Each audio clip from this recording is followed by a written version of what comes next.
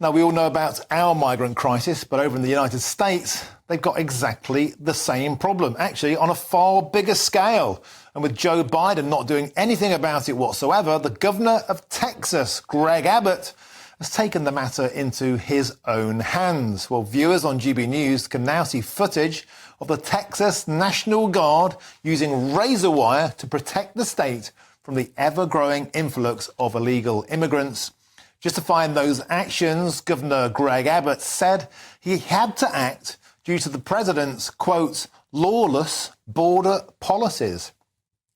Well, to discuss this further, I'm joined now by the chair of Republicans Overseas, Greg Swenson. Greg, welcome to the show. It's always a pleasure. Dramatic action has been taken here by Governor Greg Abbott, and that's precisely because he felt the president was doing nothing whatsoever about it. I think he's right, Martin, and this is quite dramatic. You have a president in President Biden who's not enforcing the law that was passed by Congress. President Obama, criticize him or not, actually enforced the law and was deporting people that had crossed illegally.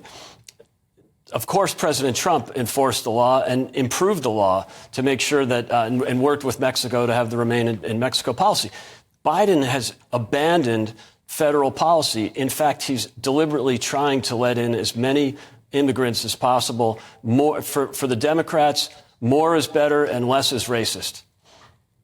Just astonishing. And the statement that Greg Abbott put out is really feisty stuff. He said the federal government has broken the contract between the United States and the state of Texas. And the eye numbers, Greg, are simply eye-watering. 6 million illegal immigrants have crossed our southern border in just 3 years, Governor Abbott says. That's more than the population of 33 states in the United States. Astonishing numbers. And Martin, that's just Texas. If you add Arizona and other border states, you know, it's pushing 10 million. By the end of Biden's term, it'll be 11 million. A study by Yale University a few weeks ago, 3 very liberal professors that did the study estimate there's 22 million illegal aliens. So this is a crisis that was created by Biden. It's what he wants. They want unfettered access to the border. They're letting them in. It's a real hardship on the working people of Texas and other border states. And now it's a real hardship on cities that the federal government, as well as the governors of Texas and other states, are sending some of the migrants to those so-called sanctuary cities. Yeah, indeed. We've seen busloads of migrants being sent to places like Martha's Vineyard, where the Liberals suddenly are awake to the idea of immigrants living in their neighbourhoods. What's going to happen next? Because technically, Texas is on a collision course with the president, the National Guard in Texas.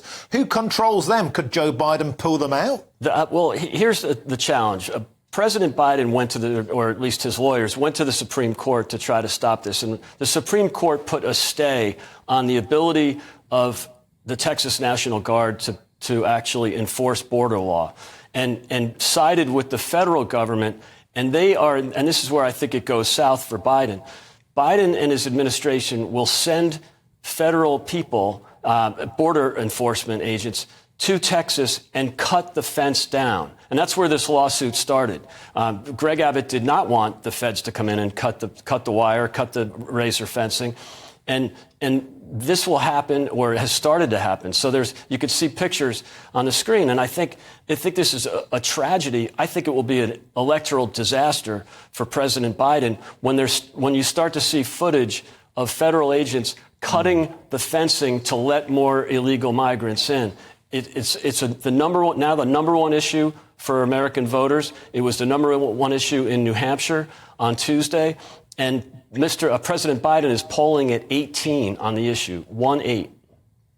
And presumably, Greg, this is fanning out very nicely for Build the Wall Donald Trump. This is precisely the sort of thing he would have done years ago if he'd have won. He'll be tough on this. And if Biden sends agents in and cuts this wall down, that'll be electoral gold for Donald Trump. It really will be. Now, the one concern I have, and perhaps the reason the Democrats and Biden are doing this, is if there's any pictures of Greg Abbott or the Texas National Guard getting in any kind of conflict with the federal agents, then they'll start arguing it's a civil war, it's Jan 6 all over again. I think the governor has to be really careful to obey the decision of the Supreme Court. We might not like it, and it's not a permanent decision, by the way. It's just a temporary stay.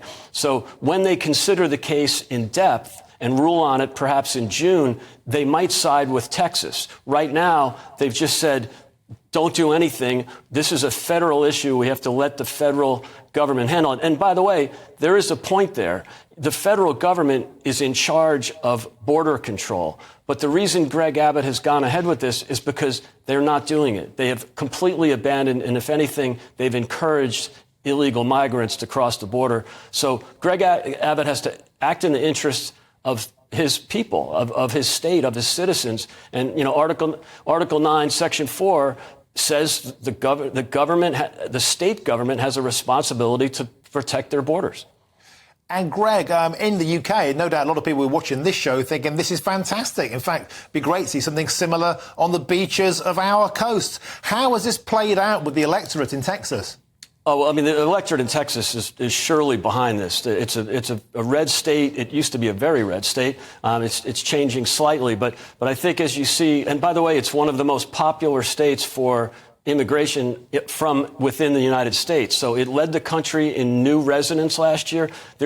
Speaking of migration, there's a mass migration out of blue states into red states like Texas, like Florida, Tennessee. So you're seeing a movement of people. Obviously, it's all legal and legal migration within the borders.